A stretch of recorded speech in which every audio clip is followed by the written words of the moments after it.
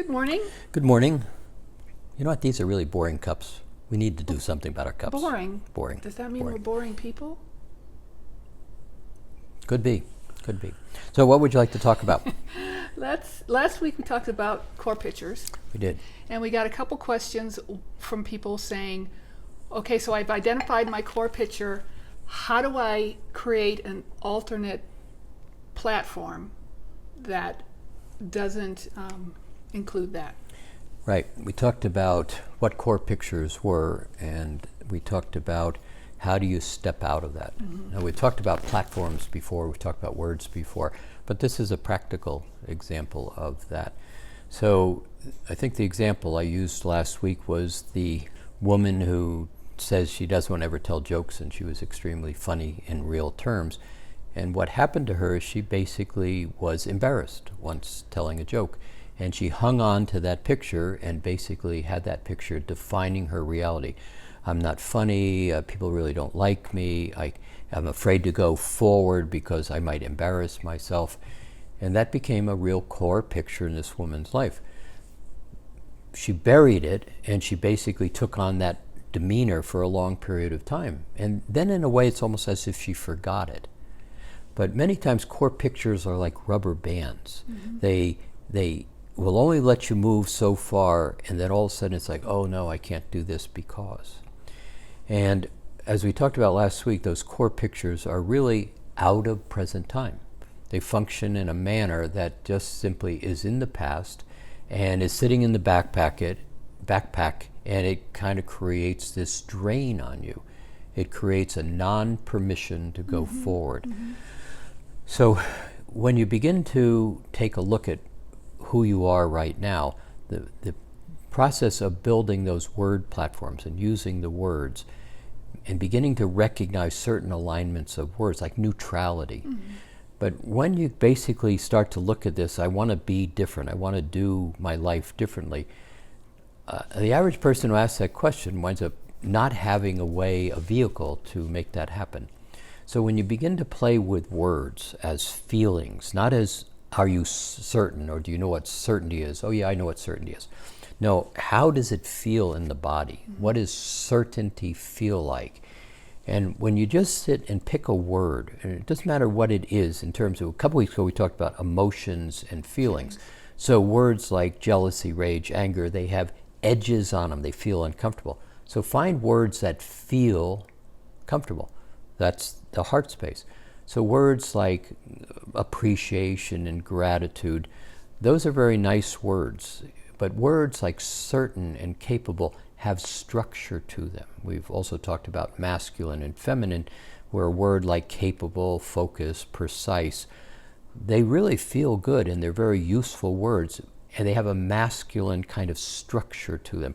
Appreciation, gratitude, really wonderful feelings, but not a lot of structure. So we're looking for structure here.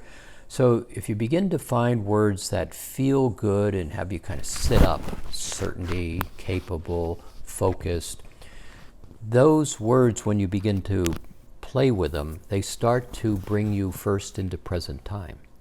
And when you begin to build that platform, certain, capable, appreciation, gratitude, and you start to hold that space and you look at those core pictures, and you look at them in another word, neutrality.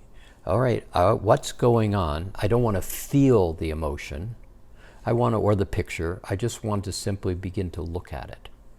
And so as you basically hold those vibrations and you be neutral, the ability to look at the experience that happened 20 years ago, 10 years ago, you can start to recognize, do I need this? So this woman who believed she wasn't funny could create a platform using words like neutral, ease, and confident.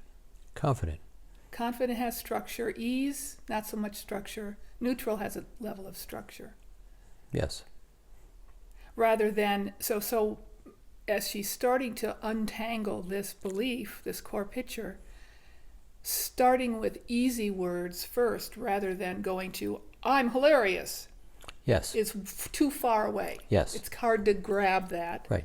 So you want to basically create a set of words that allow you to step away from the experience and yet look at the experience. And when you look at the experience, you're not in an emotion. Oh, I really did that bad. I'm so bad. Because as soon as you look at it from an emotion, you just fell out of your set of words. Well, and you don't go too far. Go close. Choose a word that's closer and more grabbable.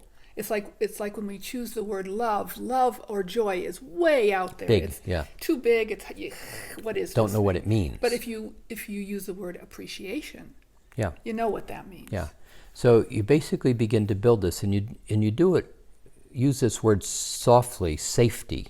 You basically want to step back far enough to where it doesn't bite you, it doesn't turn you into an emotional basket case.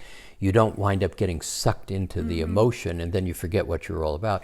You just kind of step back and you start to ask yourself, do I really need to carry this rock in my backpack any longer? Is this in present time? Do I even know those people that laughed at me in her case way back when? And you start to find that it loosens up. Just by looking at it, it begins to soften up. When you start to really say, do I really need this? Does it do any value for me? It's in that place where you have a whole other set of tools. It's the simplest of all is just create that rose, have the rose collect up all that energy, bring it into present time, and decide, I'm going to be done with this. Explode the rose. So simple tools, building that platform, not only allows you to deal with a core picture, it allows you to start to have a sense of yourself in a manner that you're not used to. And when you begin to pull all those core pictures and rocks out of your backpack and I'm not okay, and you start to dismantle them, pretty soon you move into the natural state of who you are, which is one we deny in third dimension, but it's very much that natural state of well-being. I like me. I'm having a good time. It's a nice day out. You know, I woke up feeling good this morning. I'm going to enjoy myself. It just begins to be the feelings of the heart in a manner that allows you to then view the world from a standpoint of how would I like to experience this? Yeah, good. That helps? Yeah. That answers the question? Yeah. Okay. That's kind of what we know. Easy. Try that out. I think you'll find, just play with it softly. Just enjoy yourself. A little distance. Allow the picture to come up. Be done with it. Dust off your sandals. Get about your own business. Have a nice day.